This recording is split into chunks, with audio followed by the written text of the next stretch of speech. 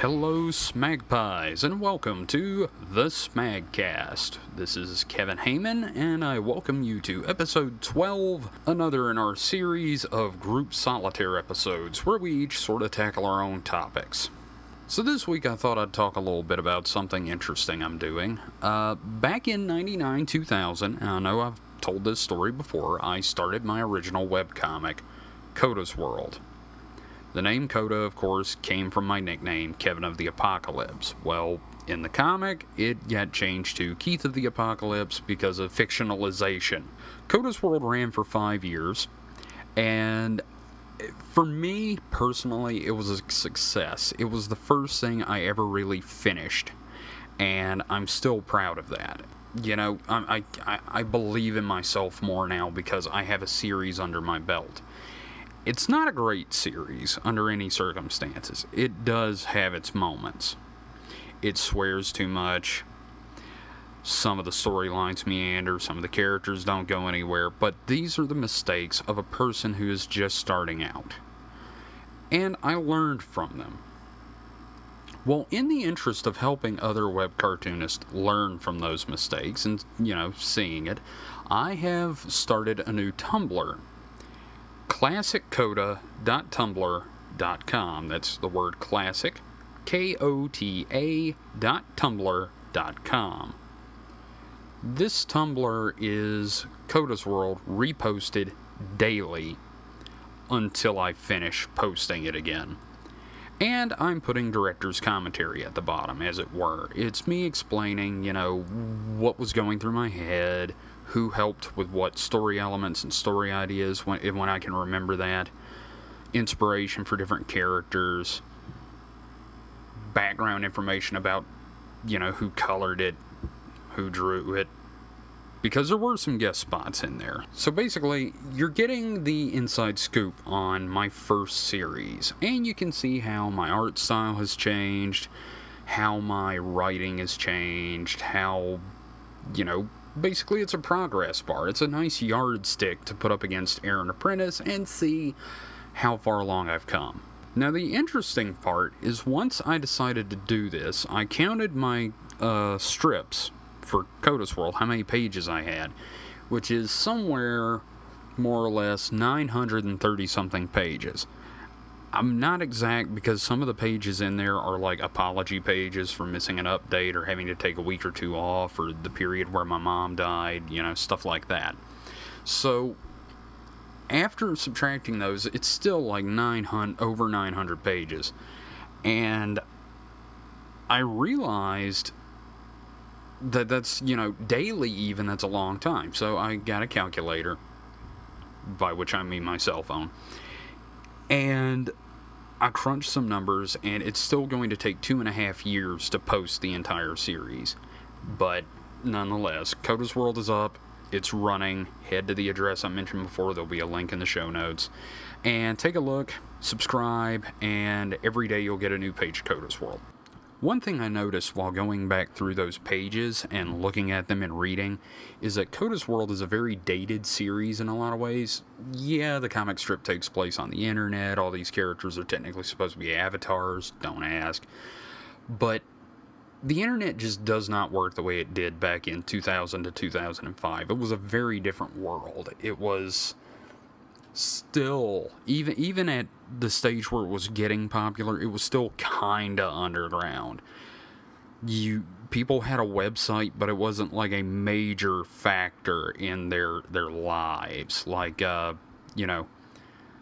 store might have a website saying, you can order dog food from us via phone, or what have you. It wasn't the same. It's like watching an 80s movie where you're like, good lord, did people actually have to use payphones? Look, there's knobs on that TV. It's that kind of thing. You're gonna go through Coda's World and you're gonna be like, good lord, link pages? But, personal websites? Nobody does that anymore. Everybody has a Twitter or a Tumblr or a blog, Nobody does web hosting that much unless you've got something to sell. Nobody does like their own just, I have a website. Or, well, some people do, but honestly, your average person back in the day would start their own website because like they might have free hosting through their ISP.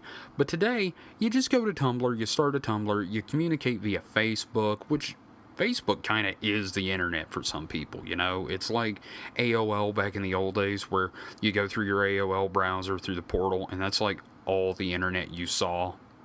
And it was kind of like being homeschooled and having a sheltered life.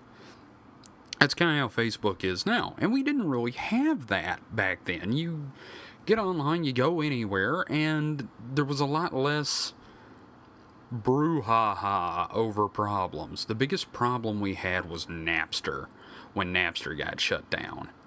And after that, things sort of settled in. I don't remember there being huge upheavals until after I finished Coda's World. Which is kind of sad because I've looked at the internet now and I'm like, God, I can think of stories and ways to visually interpret modern websites like Twitter and Facebook. And I don't really have an outlet for that anymore because Coda's World is done. So I got to thinking maybe I could finish it up. Okay, that's not a good way to put it. I finished the series, I'm happy with the end, but I got to thinking I could round it off to a flat 1,000 pages, including covers, and that would be kind of cool. Just jump from the last story to today, or whenever it gets posted, that being today, and sort of, deal with modern internet problems like Twitter. I have this mental image of the Twitter sphere and Keith being sent into it in like a spacesuit with a line attached to him. And the spacesuit isn't so he can breathe, it's so he doesn't have to hear the tweets. But I get all these ideas for jokes now, and I may have to go back and do like, just say 60 pages to get it to 1,000, just to get those jokes out of my system.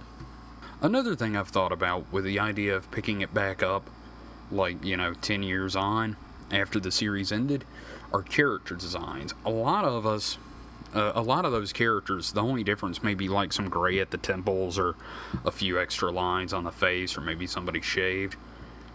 The biggest change is going to be Encrypt. And Encrypt's character design changed a lot through the series. He had frizzy hair and a ponytail when I first introduced him, and everybody always joked about it being a coonskin cap like Davy Crockett wore.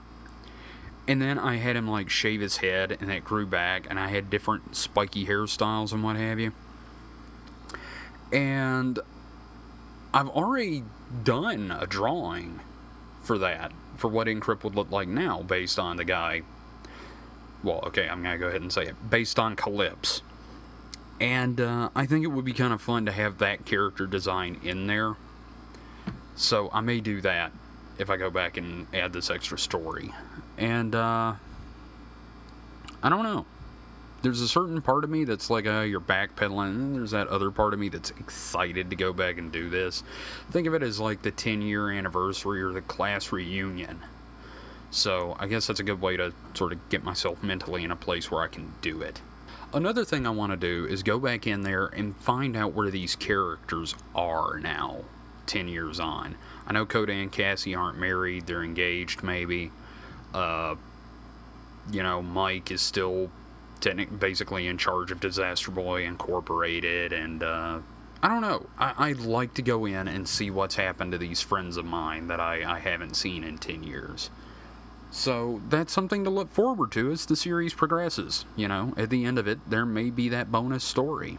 Well, that's about all I've got for this week, so I'm going to pass it off to the next member of the Super Mega Awesome group, and I'll see you guys on the other end of the show.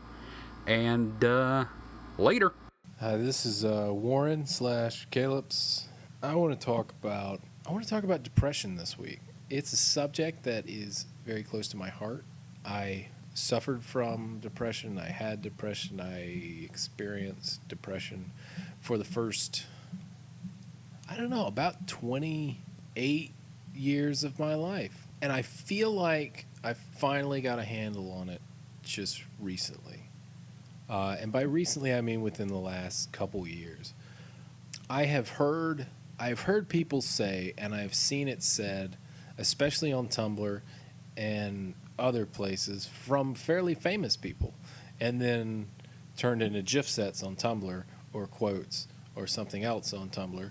That basically depression is a thing that a person has, and you can't just tell them that they just need to be happy, because depression doesn't necessarily have a cause. It could be a chemical imbalance, and it could be nobody's fault. And just telling people that they just need to snap out of it is bullshit. And I totally agree with that. I totally agree that there is no just snapping out of depression. You can't. If it were possible to just snap out of it, I would have done it at some point in my 28 years of depression. But I didn't. What I did was I tried to kill myself about 7 or 8 times, and then I tried to alleviate my depression with some seriously dedicated addictive behavior. And then I reached... See, I can't even say that what happened was that I hit rock bottom and then I was like, oh, well, I need to do something about this depression and this addiction shit. No, what happened was I skidded along rock bottom for years and years, like my face against the gravel under thousands of feet of ocean water. I was sliding along at rock bottom from probably age 23 to 28, and it sucked. And it did not like wake me up or anything. What it did was it made me go, I really don't want to be here. But I had been saying that for 24 to 28 years already. So rock bottom, I think, is bullshit for at least a certain type of person. The theory that hitting rock bottom is like the way you bounce back up, no. I think at least for certain people, rock bottom is so normal that it's not the wake-up call. It's just the place that you fucking are, you know? What I had to do was I had to find a couple moments of levity and then go, wow, I don't actually have to feel like this all the time.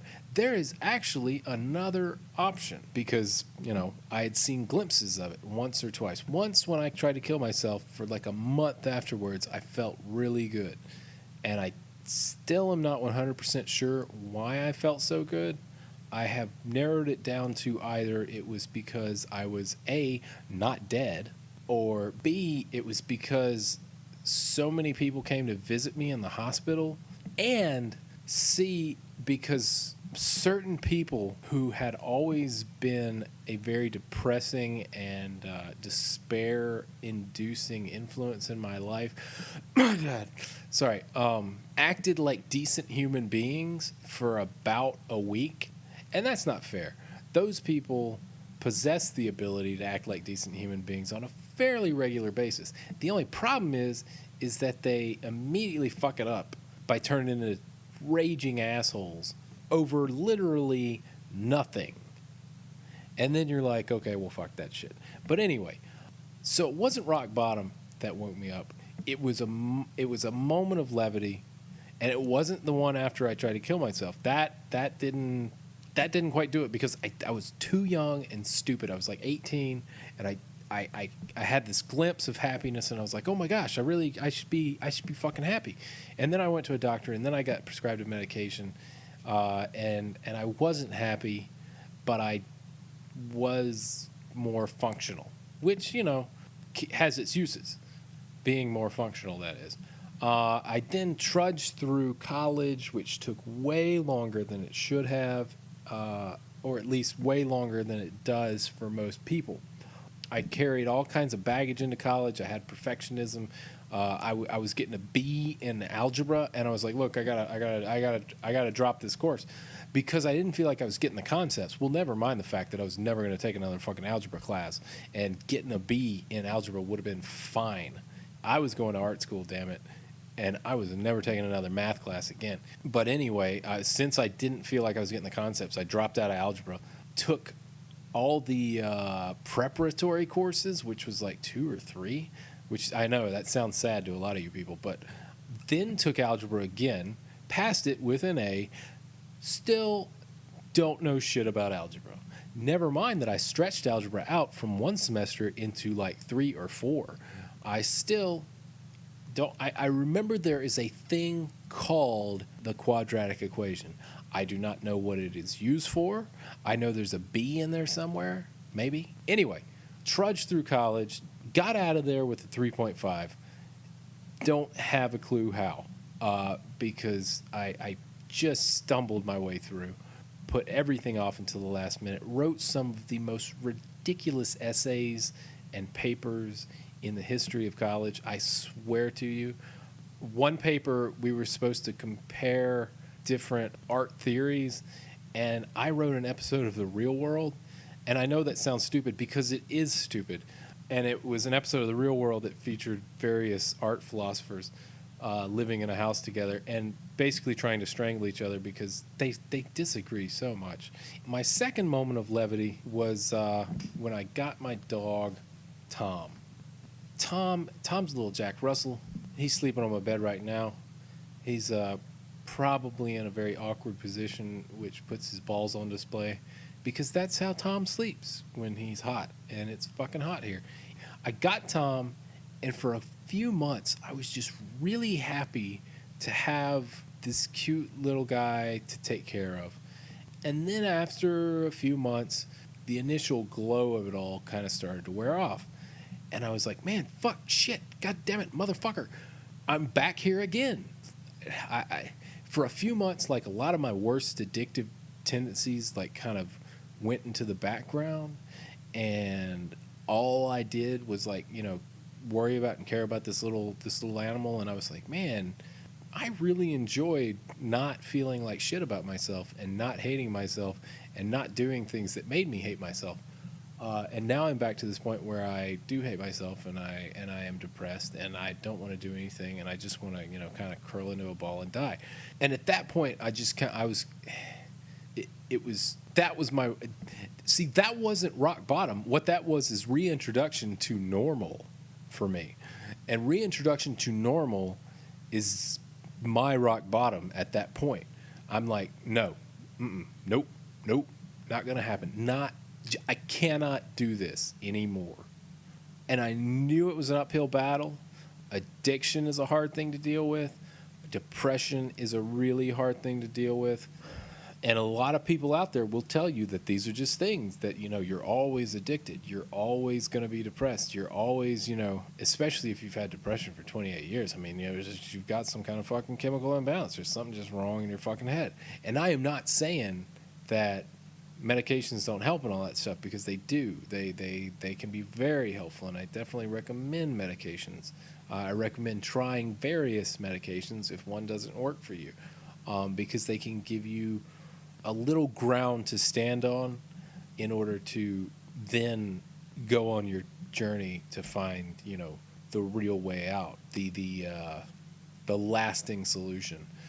And the more encompassing solution. You know, depression medication is basically like a kitchen stool that helps you get shit off the top shelf, but it does not make you want to cook. You know, it doesn't turn you into a chef. It just makes it where you can navigate the kitchen better. So, okay, you get on your medication.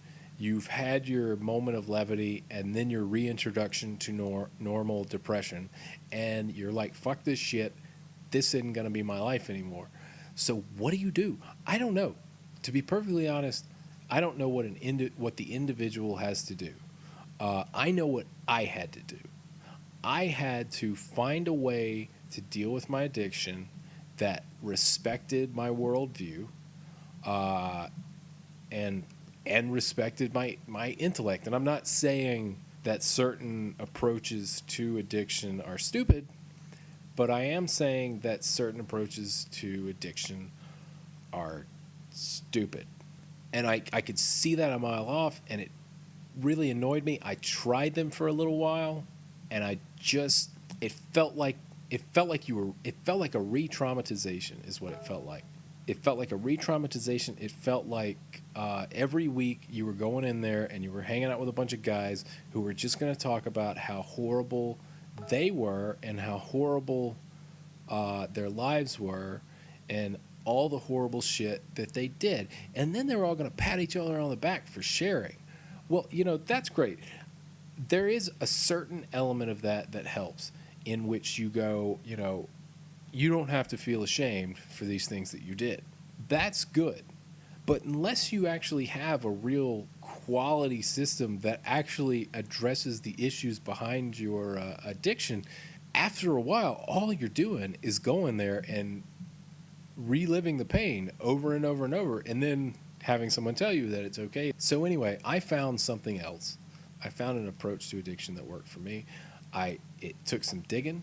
It took some work to find it. I tried several different methods before I found the one that worked for me, but I got a real handle on my addiction. And then once I got a handle on my addiction and confirmed to myself that I gave a shit about myself, I began looking for ways to express myself for the first time in a long time, to be perfectly honest. Because when you hate yourself, you're not very interested in what you have to say about anything. But when you like yourself, when you care for yourself, and you have compassion and patience for yourself, you can go, well, I'm not sure what I have to say about anything, but let's sit down and let's give it a shot. Let's just, let's try some things and see what works. I tried things as quickly as I could. I tried writing comedy for a little while, and I don't think I'm that bad at it, but the opportunities around here are limited. And to be perfectly honest, sitting around trying to come up with jokes all the time just wasn't my thing. I think I had potential there, but I got tired of that perspective it just didn't work for me. Some people, obviously, it works for great. But I do have this sort of tangible, like, a hunger for visual creativity, and I began looking for outlets for that. I found modding, and I started making armors. I'm not proud of the stuff that I made at the beginning, but I am proud of the initiative that I put forward to make the stuff I made at the beginning. Because really, for the first time in my life, I took on a project that was difficult and had some complexity, and nobody around me was telling me I should do this thing. As I did it, people around me began to encourage me to continue to do it. But initially, no. Initially, I was the only person, that gave a crap that at the end of the day, I had worked on this thing. But I had patience for myself, and I had compassion for myself, and I held my own hand as I struggled through, like, tutorials written by guys and women who were obviously not native English speakers, and bless them for, putting the effort in and putting together tutorials in the English language, because I really appreciate that. But basically, yeah, I for the first time in my life, I put forth the effort and sustained that effort and carried it through to completion over and over and over. And it was enlightening for me. It's honestly changed my life. And for the first time in my life, I believe that I can do something, like, literally the first time in my life.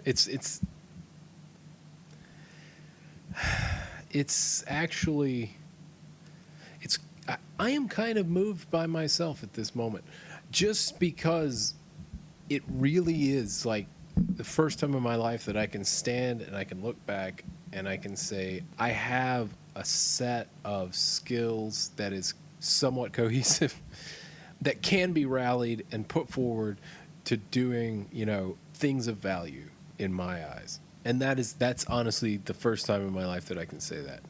Maybe next week, I'll talk about negative thoughts and how you deal with them, because that is a huge part of dealing with depression and addiction, to be perfectly honest. For now, I have already gone 1.5 times my allotted limit, so I am going to say good night, good morning, and goodbye.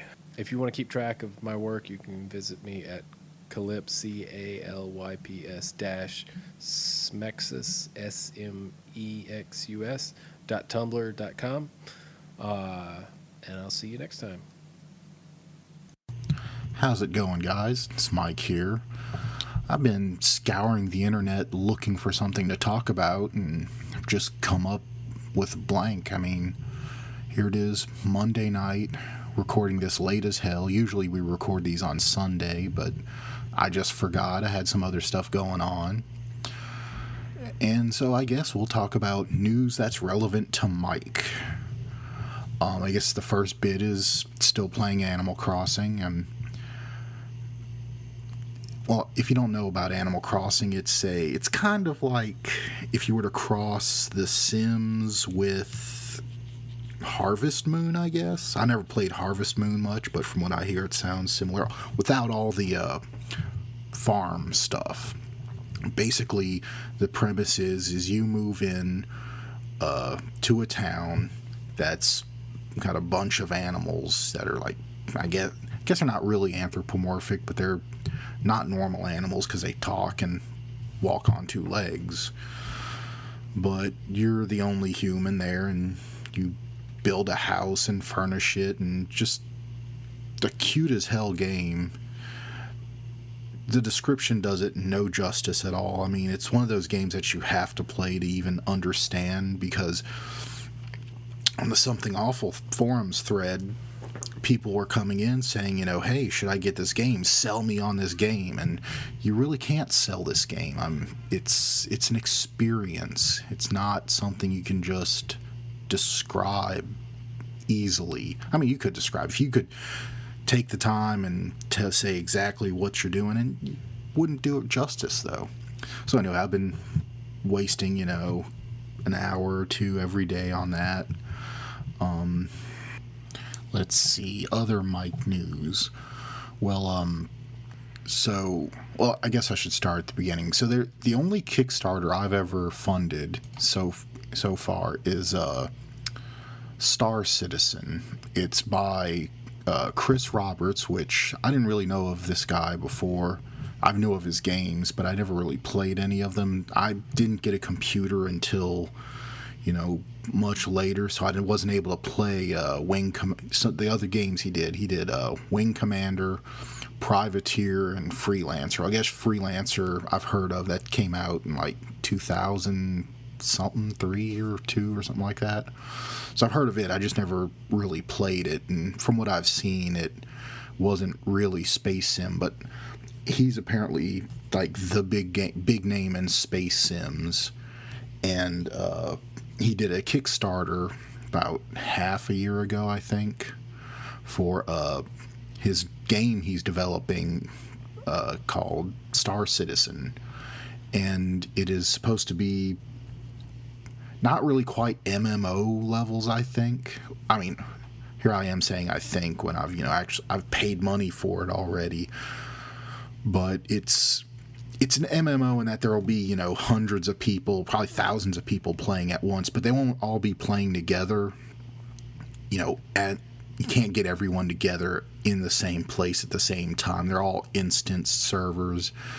No one's really sure how many people will be in each instance.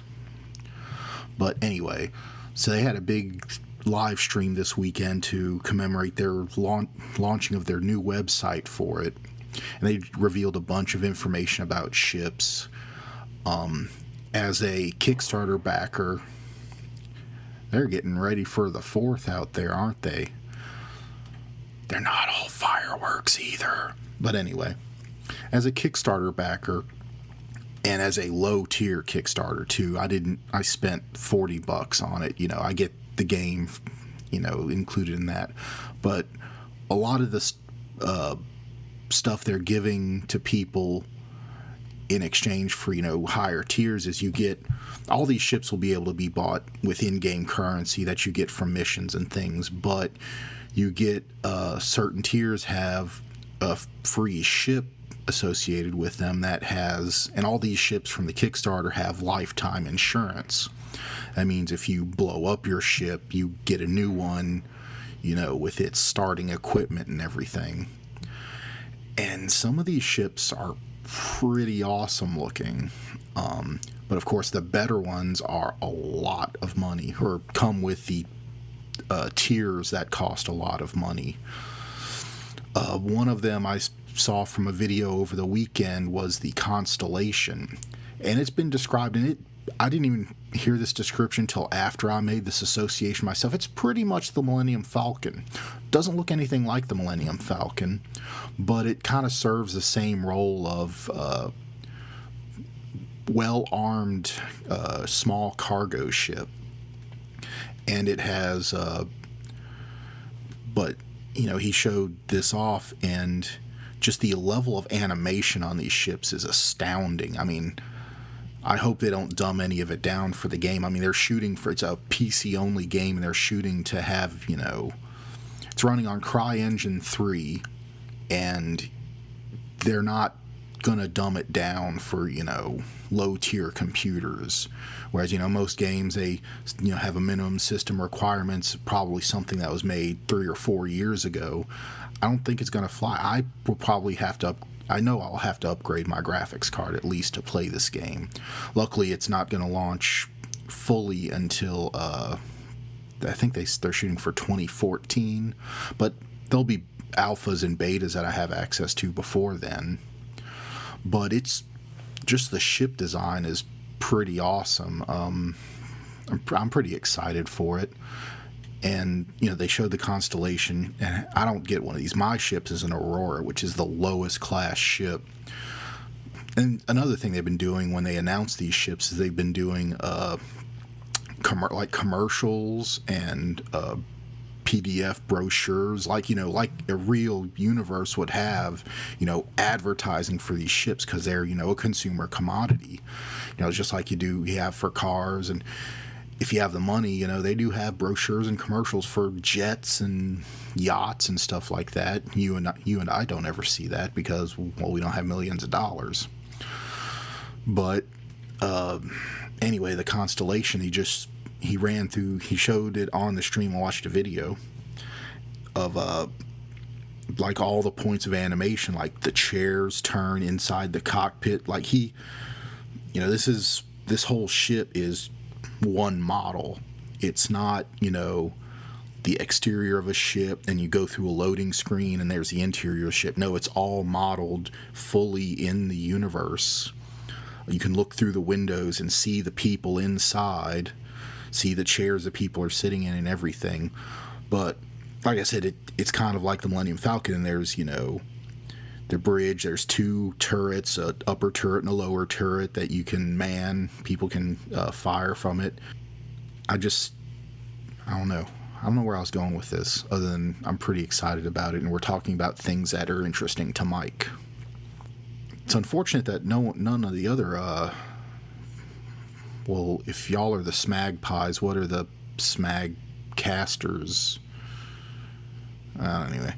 It's unfortunate no one else I know is into it. I mean, a lot of us really like Artemis Bridge Simulator, and this seems like it'd be the next level because, not only can you man different stations in some of these ships, but, you could walk around in the ships.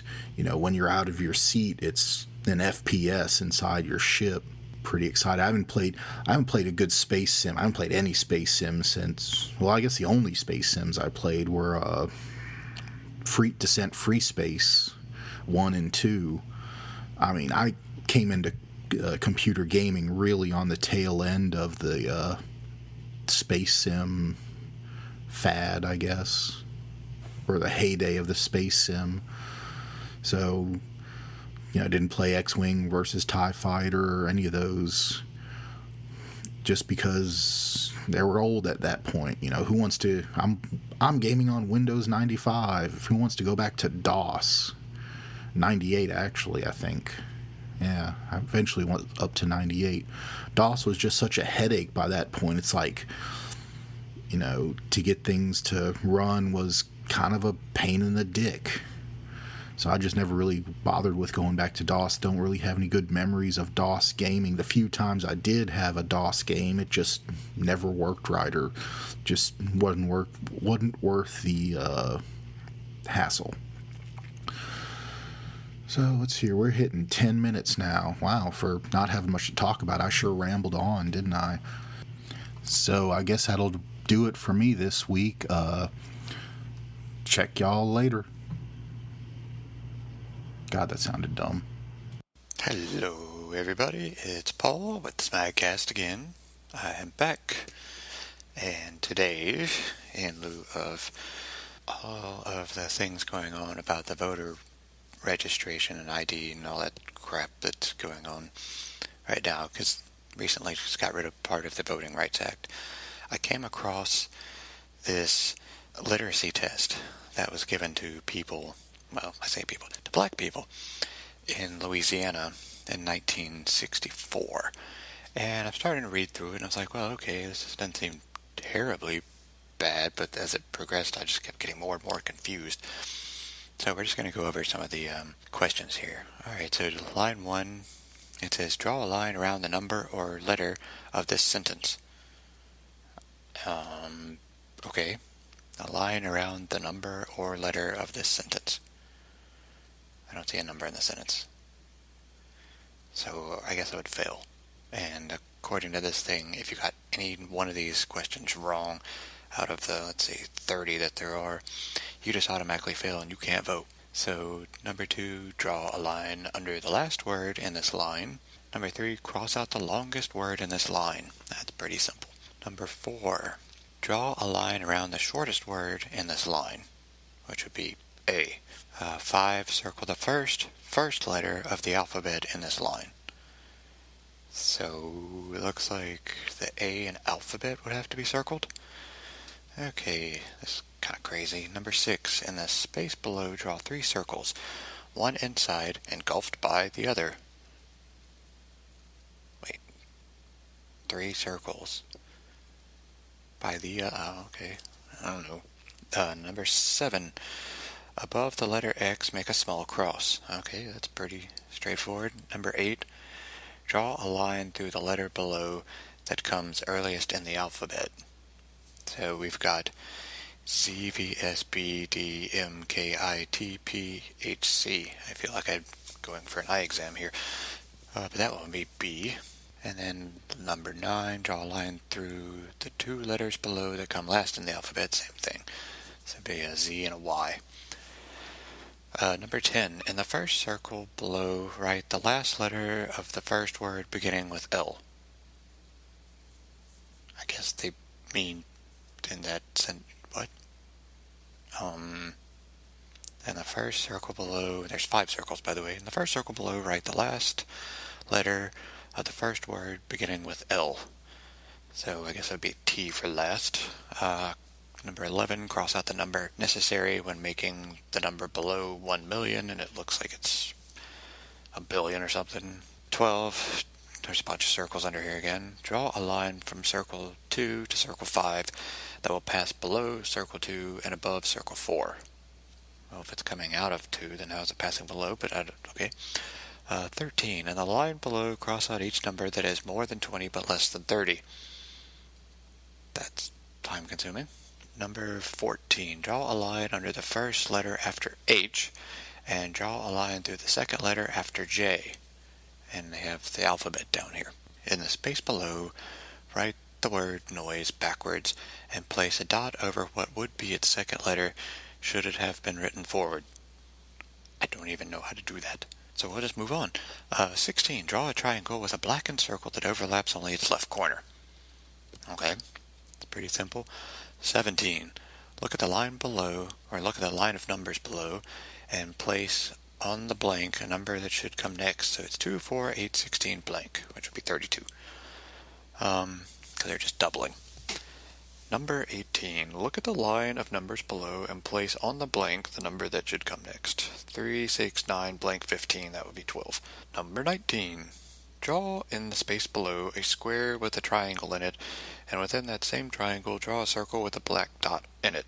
Okay, so literacy means knowing your shapes. Sure, why not? Number 20. Spell backwards, forwards. What? Oh, I think they mean spell the word forwards backwards.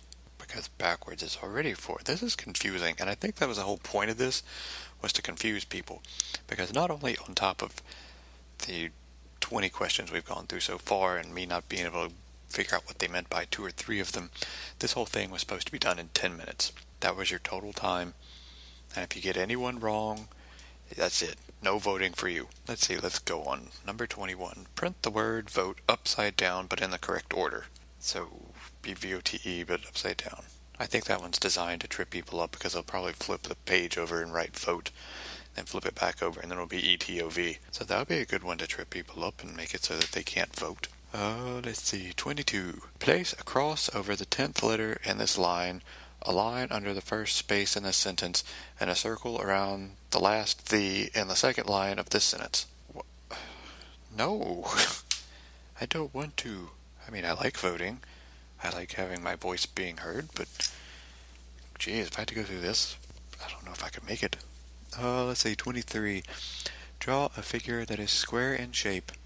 Divide it in half by drawing a straight line from its northeast corner to its southwest corner, and then divide it once more by drawing a broken line from the middle of its western side to the middle of its eastern side. Why is the line broken? That doesn't make sense. How are you going to divide something with a broken line? Okay, this is bad. See, 24. Print a word that looks the same whether it's printed forwards or backwards. Okay, if they really wanted to trip people up, they would use the actual word. That just seems like a Mad Libs. 25. Write down on the line provided what you read in the triangle below. It says Paris in the spring. But when I first read it, I only read one of these. So again, hey, let's trip people up. Alright, 26. In the third square below, which there are 3 squares, write the second letter of the fourth word, so Q, in the third one. 27. Write right from the left to the right as you see it spelled here. What? Right from the left to the right as you see it spelled here. Right from the left to the right as you see it spelled here. What? As I see it spelled? Do I write it? Or do I write down right from the left to the right? Is that even a real question? I'm confused. Okay, I wouldn't be able to vote just because of that one. That doesn't make any sense. So, number 28. Divide a vertical line in 2 equal parts by bisecting it in a curved horizontal line that is only straight at its spot bisection of the vertical. Okay, so now geometry's involved. Cosine, tangent, square, what? Pythagorean theorem? I'm not really sure.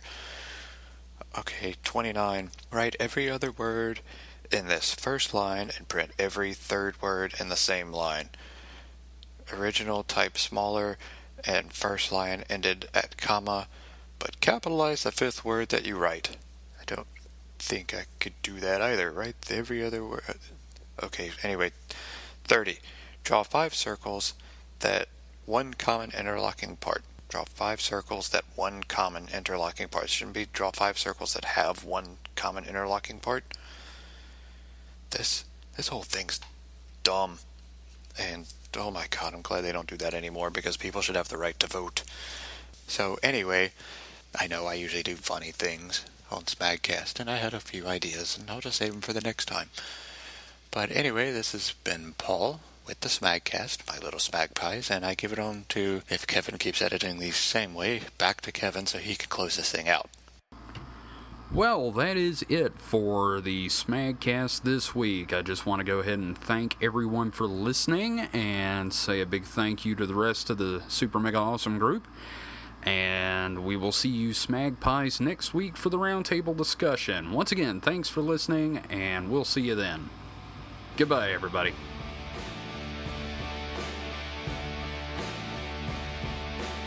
This has been the SMAGcast. If you have any thoughts or questions, you can reach us at thesmagcast@gmail.com. Our theme music is Out of School by Jazar, from the album Traveler's Guide, available from freemusicarchive.org and used under Creative Commons license.